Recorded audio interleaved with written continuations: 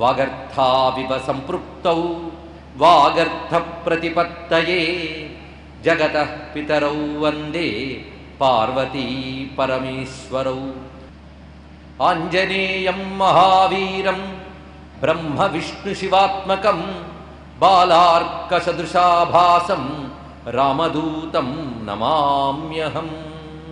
హనుమంతుని యొక్క జననగాథ, విద్యాభ్యాసము, హనుమత్ సాచివ్యం అంటే మంత్రిత్వాన్ని ఎలా నెరపేడు అనేటువంటిది సుగ్రీవుని అంటిపెట్టుకోవడంలో తనని పట్టుకున్న వారిని తాను పట్టుకుంటాడు స్వామి అనే విషయాన్ని నేను ప్రస్తావన చేసుకున్నాం. అంత ఆర్తిలో వెళుతున్నటువంటి సుగ్రీవుడు హనుమంతుని మాత్రం వదలలేదు. అందుకు కష్టాల్లో ఆంజనేయ స్వామి వారిని వదలకుండా ఉండడం ఎలాగో సుగ్రీవుడి ద్వారా నేర్చుకోవాలి. అలాగా హనుమంతుని పట్టుకుంటే ఎంత మేలు జరుగుతుందో సుగ్రీవుడి చరిత్రే మనకి చెప్తూ ఉన్నది. ఎవరికీ ఇవ్వనంత గొప్ప ఉపకారం సుగ్రీవుడికి చేశాడు. రామాయణంలో కథలు మనం చూసేటప్పుడు సుగ్రీవుడు, జాంబవంతుడు, నీలుడు వీళ్ళందరూ హనుమంతునితో ఉన్న సాటి వానరులు అంటాం. కానీ ఉపాసన పరంగా చూస్తే వీళ్ళందరూ హనుమద్ ఉపాసకులు. జాంబవంతుడు కానీ, సుగ్రీవుడు కానీ, అంగదుడు కానీ, నీలుడు, నలుడు, సుషేనుడు వీరందరూ కూడా అలా మనం భావన చేయాలి. అందుకే సుగ్రీవాది సమస్త వానరగణై సంసేవ్య పాదాంబుజం శ్రీమద్ రామ పదాంబుజ స్మృతిరతం ధ్యాయామి వాతాత్మజం అని కీర్తిస్తాం. అలాగే సుగ్రీవుడు హనుమంతుడు ఉపాసకుడుగా మనం భావన చేసినట్లయితే సుగ్రీవుడు, హనుమంతుడు మరికొంతమంది ముఖ్యమైనటువంటి హితులతో పాటు ఋష్యమూకంలో ఉన్నాడు. అక్కడ తలదాచుకున్నాడు. అక్కడికి వాలి రాలేడు. ఎందుకంటే మహర్షి యొక్క శాపం అక్కడ ఉన్నది కనుక ఋష్యమూకానికి వస్తే వాలి సంహరింపబడతాడు కనుక వాలి రాలేదు అక్కడికి. అందుకది క్షేమంకరమైన చోటుగా సుగ్రీవుడు అక్కడే ఉన్నాడు. కానీ అక్కడున్న భయం మాత్రం లోపలుంది. వాలి తాను రాలేక ఇంకెవరినైనా తన మీద దాడికి పంపుతాడేమోనో భయం ఉన్నది.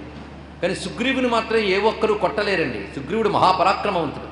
వాలితో పోల్చితే కొంచెం బలం తక్కువేమో కానీ సుగ్రీవుడు కూడా పరాక్రమంలో ఏమీ తక్కువ వాడు కాడు.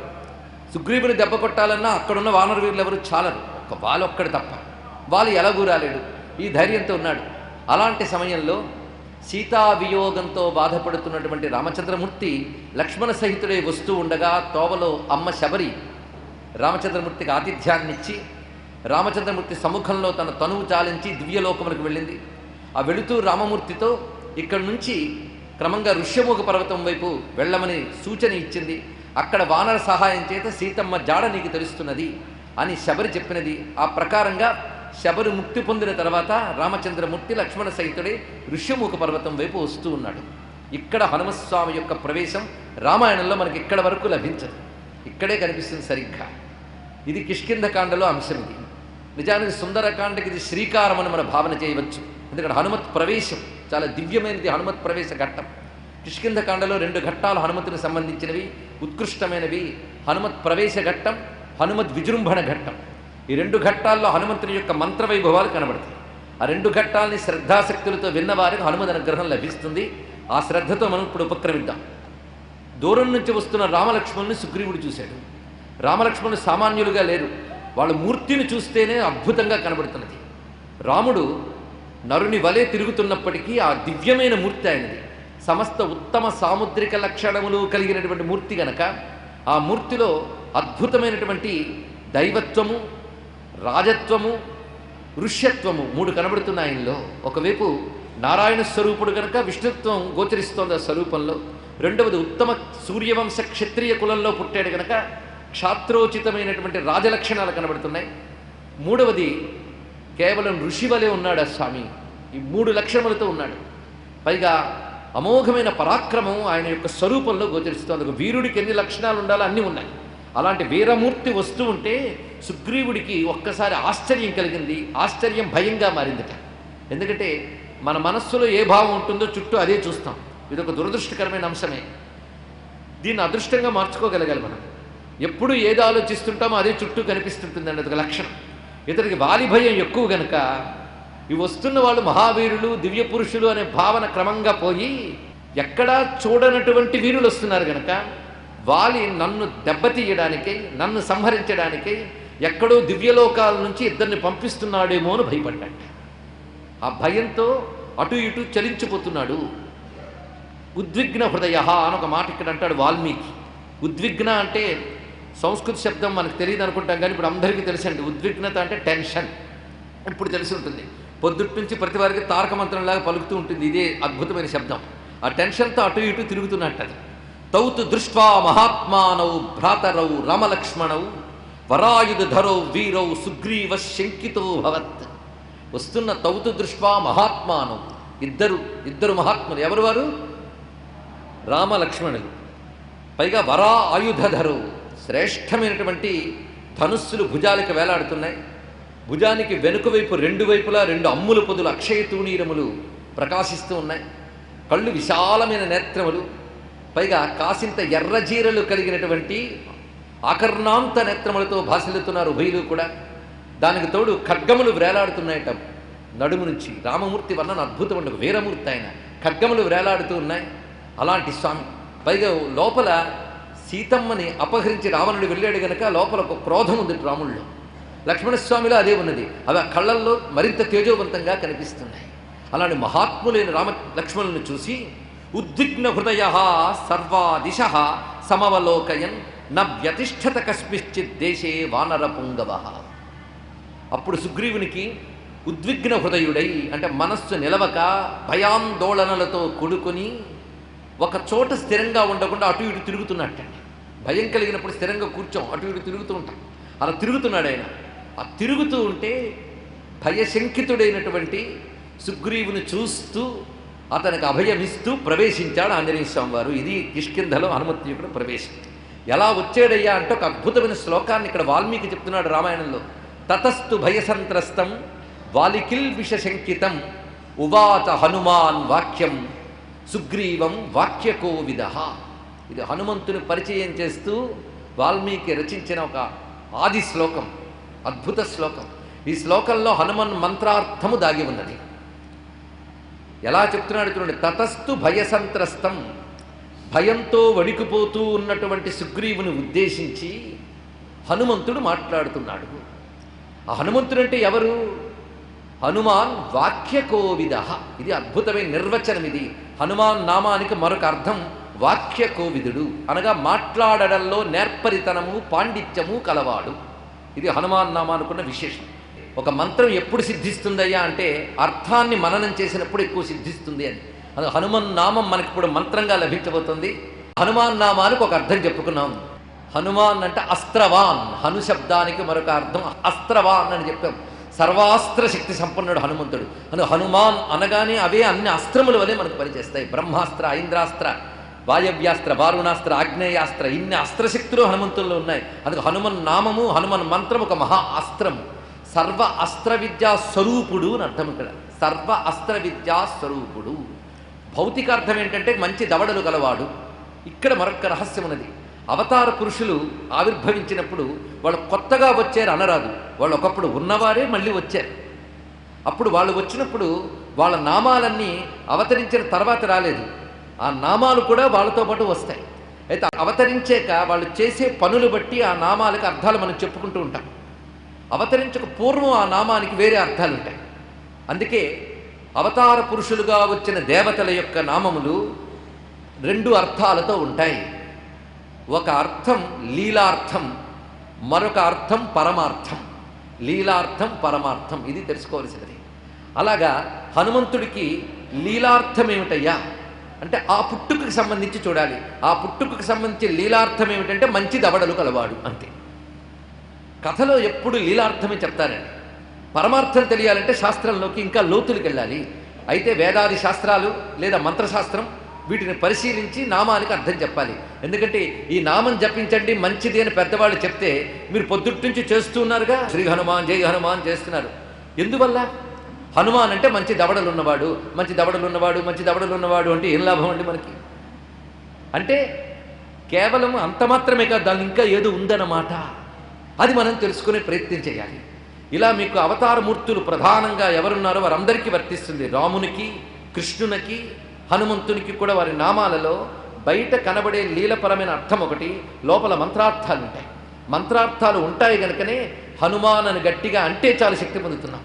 హనుమాన్ నామాన్ని ఎన్ని విధాల వాడవచ్చో మంత్రశాస్త్రం చెప్తోంది. పవిత్రం హనుమన్నామ ద్వాదశావృత్తి మాత్రత. హనుమాన్ నామాన్ని 12 మార్లు అంటే కార్యసిద్ధి వెంటనే లభిస్తుంది అన్నారు 12 మార్లు. హనుమాన్ హనుమాన్ హనుమాన్ హనుమాన్ అని 12 మార్లు కానీ అంటే కార్యసిద్ధి లభిస్తుందా? కనుకని ఏ కార్యం ప్రారంభించుతూ ఉన్నా, ఏ కార్యానికైనా ప్రయాణం చేయబోతూ ఉన్నా హనుమన్నామాన్ని 12 మార్లు పఠిస్తే చాలట. ద్వాదశ సంఖ్య ఏం ఒక్క మారంటే చాలదా? ఈ 12 మార్లు హనుమాన్ అనే నాదం మారుమ్రోగగానే వచ్చే శక్తి వేరు. ఇలా హనుమాన్ నామాన్ని ఎన్ని రకాల వాడవచ్చో మొత్తం ఈ ప్రవచనాల్లో మనం తెలుసుకుందాం. అందుకు హనుమన్ నామానికి ఇప్పుడు అర్థం చెప్పుకోబోతున్నాం. మొదటి అర్థం మంచి దవడలు కలవాడు, రెండవ అర్థం సర్వ అస్త్ర స్వరూపుడు. ఇప్పుడు మూడవ అర్థానికి వాల్మీకి సూచన ఇస్తున్నాడు. జాగ్రత్తగా పరిశీలించాలి. వాల్మీకి రామాయణంలోనే సూచన ఇస్తాడు, పట్టుకోవాలి మనం. ఎందుకంటే కావ్యం ఎప్పుడు లోపల అంతరార్థాలు దాగి ఉంటుంది. కావ్యానుకున్న లక్షణం అది. దీని ధ్వని అంటారు మన శాస్త్రంలో, అలంకార శాస్త్రంలో. బయటికి కనబడే అర్థం కాకుండా లోపల మరికొన్న అర్థాలు ఉంటాయి. అవి తెలుసుకోగలిగితే ఆహా అనిపిస్తుందని, అద్భుతం అనిపిస్తుంది. అందుకే వాల్మీకి కావ్యంలో ప్రతి అక్షరము మంత్రం. ఇక్కడ హనుమాన్ వాక్యకోవిద అన్నాడు. ఇక్కడ హనుమంతుడు అనగా వాక్యకోవిదుడు, గొప్పగా మాట్లాడడంలో నేర్పరి అన్నారు ఇక్కడ. అయితే హనుమంతుడు అంటే వాక్యములు తెలిసినవాడు. వాక్యములు అంటే ఏమిటి ఇప్పుడు తెలుసుకోవాలి కదా. వాక్యం అంటే వాక్కు. వాక్ అంటే ఏమిటి? తెలుగులో మాట అంటాం మనం. వాక్కు ఒకడు గట్టిగా గొప్పగా మాట్లాడాడు అంటే అర్థం ఏమిటి? గలగలా గడగడా మాట్లాడాడండి అంటే అర్థం ఏంటి? అంత మాట్లాడగలిగిన జ్ఞానం ఉందని అర్థం, అంతే కదా. మనం చాలా కష్టపడి ప్రిపేర్ అయ్యి 10 వాక్యాలు రాసుకుని పెద్దవాళ్ళ దగ్గరికి వెళ్తే 10 వాక్యాల వరకు పర్వాలేదు, 11వ వాక్యం దగ్గర దొరికిపోతాం మనము మన పాండిత్యము. అందుకు అంత గొప్పగా మాట్లాడాలంటే ఎంత జ్ఞానం ఉండాలండి. హనుమంతుడు మాటల్లో ప్రతి చోట కూడా జ్ఞానం చిప్పిల్లుతూ ఉంటుంది. అది ఇప్పుడే మనకు తెలుస్తుంది. హనుమంతుడు రాముడితో మాట్లాడతాడు, రాముడే ఆశ్చర్యపోతాడు హనుమంతుడు ఎంత గొప్ప మేధావి, ఎంత జ్ఞాని అని. కనుక హనుమంతుడు వాక్యకోవిదుడు, గొప్పగా మాట్లాడతాడు. వాక్కు అనగా ఏమిటి? ఇప్పుడు ఇది వాక్కు అంటే వ్యక్తీకరింపబడిన జ్ఞానము.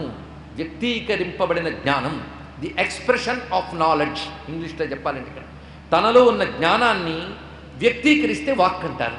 కనుక వాక్ అంటే ఏమిటో, జ్ఞానం అంటే అదే. వాక్కు వేరు, జ్ఞానం వేరు కాదు. కొందరికి లోపల బోల్డ్ జ్ఞానం ఉంది కానీ బయటికి చెప్పలేరు. ఏం ప్రయోజనం చెప్పండి ఇక్కడ?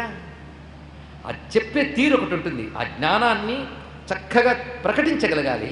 అందుకే జ్ఞానానికి 3 దశలు చెప్పాం. జ్ఞానం కలిగి ఉండడం, జ్ఞానాన్ని వ్యక్తీకరించడం, ఆ జ్ఞానం ద్వారా లోకానికి ఉపకారం కలిగించడం. ఈ మూడు హనుమంతుడి దగ్గర కనిపిస్తాయి. అందుకే హనుమంతుడు జ్ఞానాధిదేవత అని నిన్న ప్రధానంగా చెప్పడం జరిగింది. అందుకే అలంకార శాస్త్రంలో హను అనే శబ్దానికి అనేక రకాల అర్థాలు ఉన్నాయని చెప్పుకున్నాం. హను అంటే అస్త్రము, హను అంటే దవడ, హను అంటే జ్ఞానం. అందుకే హనుమాన్ అంటే జ్ఞానవాన్. జ్ఞానం కలిగి ఉండడమే కాకుండా చక్కగా వ్యక్తీకరిస్తాడు కనుక హనుమాన్ వాక్యకోవిద. ఇప్పుడు హనుమాన్ నామంలో ఉన్న మంత్రశక్తికి వేదముతో ఉన్న అనుబంధాన్ని చూద్దాం. ఎందుకంటే ఏ దైవమైనా ఏ మంత్రమైనా వేదాల్లో ఉన్నదే దేవత అవుతుంది, వేదాల్లో ఉన్నదే మంత్రం అవుతుంది. లేనిదేవో కొత్త కొత్త కొంపల మీదకి వస్తే దేవత కాదు, అది మంత్రము కాదు. ఇది తెలుసుకోవాలి ఇక్కడ. ఎప్పుడైనా దేవత అంటేనే వేద దేవ, ఈ 2 శబ్దములు. అందుకే త్రయీ వేద్యం హృద్యం త్రిపురహర మాధ్యం త్రినయనం అని శివానంద లహరిలో శంకరుడు చెప్తూ, త్రయీ వేద్యం అంటే వేదముల ద్వారా తెలియబడేదెవడు వాడు దైవం. అందుకే కృష్ణ పరమాత్మ భగవద్గీతలో గొప్ప మాట చెప్తాడు, వేదేశ్చ సర్వైరహమేవ వేద్య వేదాంత కృద్వేద విదేవ చాహం. అందుకే వేద మంత్రముల ద్వారా ప్రతిపాదింపబడేవారు దేవతలు. అలా వేదము ప్రతిపాదించాలండి దేనికైనా. రామాయణం అంటే వేదము యొక్క మరొక రూపం. వేద వేద్యే పరే పుంసి జాతే దశరథాత్మజే వేద ప్రాచేతసాత్ ఆసీత్ సాక్షాత్ రామాయణాత్మ. అందుకు రామాయణమంతా వేదము యొక్క మరొక రూపం. అందుకే రామాయణాన్ని బాగా చదువుకున్న, రామాయణాన్ని బాగా విన్న, వేదములు పారాయణ చేసిన ఫలితం, యజ్ఞములు చేసిన ఫలితం లభిస్తుంది. అది రహస్యం. కేవలం కథ మాత్రమే కాదు రామాయణం. రామాయణం నిండా యజ్ఞ సంకేతాలు, వేద సంకేతాలు, యోగ సంకేతాలు, మంత్ర సంకేతాలు ఉన్నాయి. అందుకే నేటికి రామాయణ పారాయణం చేస్తే అద్భుతమైన ఫలితాలు లభిస్తున్నాయి. అది కేవలం ఒక మహాపురుషుడి కథ అయ్యి ఉంటే అంత బలం ఉండేది కాదండి. అదంతా మంత్ర రహస్యాలు, వేదం యొక్క మరొక రూపం. వాల్మీకే రామాయణంలో చెప్తూ రామాయణం వేద సమం అని 2-3 మార్లు చెప్తాడు. ఇక్కడ రామాయణం వేదంతో సమానం అన్నాడు. అందుకు వేదములో చెప్పబడిన శబ్దములే రామాయణంలో కనబడతాయి. ఉదాహరణకు హనుమాన్, దీనికి వేదానికి ఉన్న సంబంధం చూద్దాం. తైత్తిరీయ ఉపనిషత్తు యజుర్వేదానికి సంబంధించి ఆ ఉపనిషత్తులో ఒక మంత్రం ఉంది, హనువుతో వస్తుంది ఆ మంత్రం. సరిగ్గా పరిశీలిద్దాం. ఇక్కడ కనిపిస్తున్నటువంటి మాట, అధరాహను పూర్వరూపం ఉత్తరాహను ఉత్తర రూపం వాక్ సంధానం జిహ్వా సంధి. ఇది వాక్కును అగ్నితో పోల్చారండి. ఇక్కడ వాక్కును అగ్నితో పోలుస్తున్నారు. అంతేకాదు మన శరీరంలో ఒక్కొక్క ఇంద్రియానికి ఒక్కొక్క అధిదేవతని శాస్త్రం చెప్తారు. మహన్యాసం చేసేటప్పుడు ఒక్కొక్క ఇంద్రియంలో దేవతను మనం ధ్యానం చేస్తాం. అగ్నిర్మే వాచి శ్రిత వాగ్హృదయే హృదయం మయి. మన వాక్కుకి అధిష్టాన దేవత అగ్ని. అగ్ని ఎలా పుడుతుంది? యజ్ఞం దగ్గర అగ్ని ఎలా పుడుతుందో చూడండి. యజ్ఞం దగ్గర అగ్గిపుల్లలు లేకపోతే కర్పూరం బిళ్ళలు వేయకూడదండి. యజ్ఞం చేసేటప్పుడు అగ్నిని ఎలా సాధించాలి అనేది ఒక ప్రక్రియ. అది అరణి మధించి సాధిస్తారు. ఇది అరణి మధించుట అంటారు. ఇక్కడ అరణి మధించడం అంటే జమ్మి చెక్కలు 2 తీసుకొస్తారు. అది క్రిందన ఒక చెక్క పెడతారు, పైన కవ్వంలా మరొకటి పెడతారు. ఈ రెండిటికి ఒక తాడు కట్టి మథనం చేస్తారు, అటు ఇటు కూడా. ఆ మథనం చేసేటప్పుడు మంత్రాలు చదువుతారు. ఈ అరణి మధించేటప్పుడు మంత్రములు చదివి ఆ అరణితోనే యజ్ఞమంతా చేస్తారు కనుక ఆ మంత్రములకు ఆరణ్యకములు అని పేరు వచ్చింది. అంతేగాని అరణ్యాల్లో చదివేవారు ఆరణ్యక మంత్రములను అర్థం కాదు. ఇక్కడ అరణి మధించి అగ్నిని సాధించాలి. ఆ అగ్ని అత్యంత పవిత్రమైనది, అది అగ్నిహోత్రంలో రావాలి. ఇది ప్రధానమైన పద్ధతి. ఈ అరణి మధించేటప్పుడు ఏం జరుగుతుందో ఆ ప్రక్రియతో బోధిస్తున్నాడు ఇక్కడ ఉపనిషత్కారుడు. కింద ఒక చెక్క పైన ఒక చెక్క అన్నారు కదా.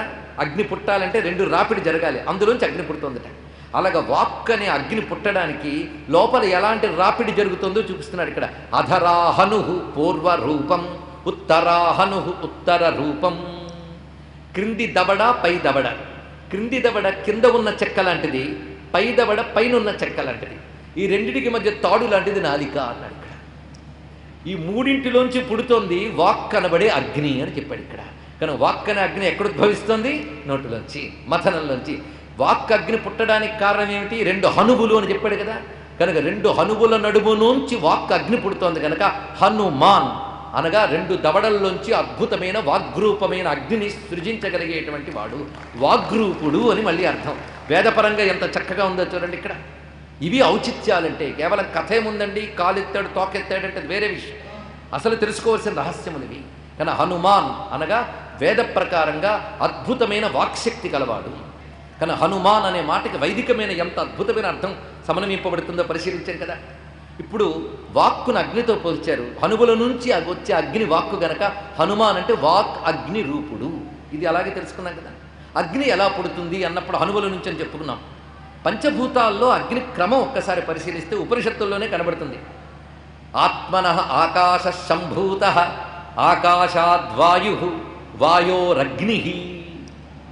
ఆకాశము నుంచి వాయువు, వాయువు నుంచి అగ్ని. కనుక అగ్ని దేని నుంచి కలిగింది? వాయువు నుంచి కలిగింది. హనుమంతుడెవడు? వాయుపుత్రుడు. పరిశీలించండి ఇక్కడ. వాయువు నుంచి అగ్ని కలిగినట్టుగా వాయుపుత్రుడైన హనుమంతుడు అంటే వాగగ్ని రూపుడై. ఇది కూడా స్పష్టంగా గ్రహించవలసిన మరొక అంశం. అందుకు ఆత్మనః ఆకాశ సంభూత. ముందు ఉండేది పరమాత్మ, పరమాత్మ నుంచి ఆకాశం కలిగింది, ఆకాశం నుంచి వాయువు కలిగింది, వాయువు నుంచి అగ్ని కలిగింది. ఇలా చూపిస్తున్నాడు ఇక్కడ. ఆ పరమాత్మ ఎవడు? శివుడు. ఆ శివశక్తి ఆకాశము నుంచి వాయువు ద్వారా అగ్ని రూపమైన హనుమంతుడిగా వ్యక్తమైంది. ఇది తెలుసుకోవాల్సింది. కనుక హనుమంతుడు అంటే ఎవరు? అగ్ని. హనుమంతుడు అంటే అగ్ని అనేటువంటి ప్రమాణము మనం అటు వేద ప్రమాణుడు వాల్మీకి రామాయణంలో ప్రమాణం కూడా చూసుకోవాలి. రామాయణం అంతా ఒక విధంగా పరిశీలిస్తే ఒక యజ్ఞస్వరూపము రామాయణం. అందుకే కలియుగంలో యజ్ఞాలు యాగాలు మనకేవీ తెలియదు. ఏవో అగ్నిహోత్రాలు రగులుస్తున్నారు, నేతులు పోస్తున్నారు, కానీ సరి అయిన విధులతో జరుగుతున్నాయా, శాస్త్ర పద్ధతులు నియమాలు ఉన్నాయా లేదా సందేహమేనండి కలియుగంలో. మరి యజ్ఞాలు చేయకపోతే బ్రతుకు తరించదు కదా. యజ్ఞాలు సరిగ్గా చెయ్యలేని యుగం కలియుగం కదా. అందుకేం చెయ్యాలి అంటే రామాయణం జాగ్రత్తగా విని పారాయణ చేస్తే యజ్ఞం చేసినట్లు. అది ఎలాగో కొంచెం పరిశీలిద్దాం. రామచంద్రమూర్తి ఎలా కలిగాడు, ఎలా పుట్టాడు? వాళ్ళ నాన్నగారు యజ్ఞం చేయగా అశ్వమేధయాగం చేస్తే చిట్ట చివరికి పుత్రకామేష్టి దానికి అనుబంధంగా చేస్తే పురుష సూక్త మంత్రములతో పుత్రకామేష్టి యాగాన్ని చేస్తే అప్పుడు దాని నుంచి ప్రజాపత్య పురుషుడు వచ్చి పాయసం ఇస్తే ఆ పాయసంలో వాసుదేవుని యొక్క తేజస్సు నిక్షిప్తమైతే అది రాముడిగా ఉద్భవించాడు. అంటే రాముడు దేనివల్ల పుట్టాడు? యజ్ఞ సంభవుడు రాముడు. యజ్ఞము వల్ల కలిగాడు. మొదటి నుంచి రండి. అంటే అన్నమయ్య గొప్ప మాట అంటాడు, శరణు వేడెదా యజ్ఞ సంభవ రామ అరసి రక్షింపు మమ్ము అయోధ్య రామ అని కీర్తిస్తాడు ఇక్కడ. యజ్ఞ సంభవుడు రామచంద్రమూర్తి. యజ్ఞం వల్ల పుట్టిన రాముడు ఏం చేశాడు? యజ్ఞరక్షణ కోసమని విశ్వామిత్రుడు పిలిస్తే వెళ్ళాడు. ఆయన మొదటి అడుగు విశ్వామిత్రుడి వెంట. విశ్వామిత్రుడు ఎవరు? యజ్ఞం చెయ్యాలి అంటే వేదం ప్రమాణం. వేదానికి మూలం వేదమాత గాయత్రి. ఆ గాయత్రి మంత్రానికి ద్రష్ట విశ్వామిత్రుడు. కనుక వేదానికి మూలమైన గాయత్రి అంటే యజ్ఞానికి మూలం వేదం, వేదానికి మూలం గాయత్రి, గాయత్రి మంత్రానికి ద్రష్ట అయిన విశ్వామిత్రుడు యజ్ఞమూర్తి అయిన రామచంద్రమూర్తిని తనతో పాటు తీసుకువెళ్ళాడు. ఎక్కడికి తీసుకువెళ్ళాడు? యజ్ఞరక్షణ కోసం తీసుకువెళ్ళాడు. పరిశీలిస్తుండే యజ్ఞరక్షణ కోసం తీసుకువెళ్ళాడు. యజ్ఞరక్షణ చేశాడు సిద్ధాశ్రమంలో రామచంద్రమూర్తి లక్ష్మణ సహితుడే. చేసిన తర్వాత ఏం జరిగింది? నువ్వు నాతో పాటు మిథిలా నగరానికి రా అన్నాడు విశ్వామిత్రుడు. మిథిలా నగరానికి ఎందుకు రావాలి? అక్కడ ఒక యజ్ఞం జరుగుతోంది, జనక మహారాజు యజ్ఞం చేస్తున్నాడు, మేమందరం వెళుతూ ఉన్నాం, నువ్వు కూడా మాతో పాటు రా అని సిద్ధాశ్రమం నుంచి మిథిలా నగరానికి రామలక్ష్మణుని విశ్వామిత్రుడు తీసుకువెళ్ళాడు. యజ్ఞమంతా చూశాడు రామచంద్రమూర్తి లక్ష్మణ సహితుడే విశ్వామిత్రుడితో పాటు. యజ్ఞమంతా పూర్తయిన తర్వాత విశ్వామిత్రుల వారు నీ దగ్గర గొప్ప ధనుస్సు ఉంది కదా, తీసుకురా అన్నారు. ఆ ధనుస్సు వచ్చింది. ఆ ధనుస్సు వచ్చిన తర్వాత విశ్వామిత్రుని ఆజ్ఞతో రామచంద్రమూర్తి ధనుస్సును విరిచాడు, సీతమ్మని వివాహం ఆడాడు. చూశారా, హనుమత్ కథని రామాయణంతో చెప్పుకుంటున్నాం. అదే హనుమంతుడి యొక్క చమత్కారం. హనుమంతుని కూర్చోబెట్టాలంటే రామకథ చెప్పాలి కనుక ఇలా వస్తున్నది. ఈ కోణాలు పరిశీలించాలి, ఆశ్చర్యకరమైన అంశాలు ఇవన్నీ కూడా. ఈ సీతమ్మ ఎవరు పరిశీలిద్దాం. రాముడైతే యజ్ఞము చేయగా వచ్చినటువంటి ప్రాజాపత్య పురుషుడి పాయసం ద్వారా వచ్చాడండి. సీతమ్మ ఎలా వచ్చింది? సీతమ్మ ఎలా వచ్చిందంటే మహానుభావుడు జనక మహారాజు యజ్ఞం చెయ్యడానికి ముందు భూమిని దున్నాడు. ఎందుకంటే ఒక చోట యజ్ఞం చేయాలంటే నేలని శుద్ధి చేయాలి. ఆ నేలలో ఏ ఏ ప్రాచీనమైన దుష్టశక్తులు దాగున్నాయో మనకు తెలియదు. అందుకే యజ్ఞం చేయాలన్నా, ఇల్లు కట్టాలన్నా ముందు నేలను ఏం చేయాలంటే కర్షణము చేయాలి. అందుకే కర్షణాది ప్రతిష్టాపర్యంతం అని ఒక మాట ఉన్నది. ముందు కర్షణ చేసి తర్వాత కట్టడానికి భూమాత యొక్క అనుమతి తీసుకోవాలి. యజ్ఞం చేయాలన్నా ముందు భూమిని స్వయంగా యజమాని కర్షణ చేయాలండి. ఎవడు యజ్ఞం చేయబోతున్నాడో ఆయన స్వయంగా నాగలితో దున్నాలి. ఆ నాగలికి చివరికి అంతా కర్రే, చివరికి ముళ్ళు మాత్రం బంగారంతో పెట్టాడు మహానుభావుడు. అలా చేస్తే చాలా శ్రేష్టం అది. అందుకు బంగారముతో ఉన్నటువంటి ముళ్ళును పెట్టి ఆ నాగలితో దున్నడం మొదలుపెట్టాడు. చిత్రం ఏంటంటే ఇంకా యజ్ఞం చెయ్యాలని దున్నడానికి ప్రారంభిస్తూ నాగలి పెట్టాడో లేదో కొంతసేపటికి ఆ నాగలికి దొరికింది అమ్మవారు అక్కడ. కనుక అమ్మవారు ఎలా దొరికారు? యజ్ఞం చేద్దామనే సంకల్పంతో ఇంకా ప్రారంభిస్తూ ఉండగానే దొరికింది ఆ తల్లి. యజ్ఞం పూర్తయ్యాక దొరికాడు రామచంద్రమూర్తి, యజ్ఞం చేసే సంకల్ప దశలోనే దొరికింది అమ్మవారు. ఇప్పుడు ఆలోచించండి, ఇక్కడ ఈవిడ యజ్ఞస్వరూపిణి. ఆ కారణం చేత ఇప్పుడు వారిద్దరికీ వివాహం జరిగింది. ఆ తర్వాత యజ్ఞంలో సాధారణంగా దేవతల్ని ఆరాధన చేస్తారు. ఈ దేవతల బలంతోనే యజ్ఞం మనల్ని అనుగ్రహిస్తుంది. యజ్ఞంలో ఆరాధింపబడే దేవతలు ఎవరు? వైదిక దేవతలు. వైదిక దేవతలు అంటే ఎవరు?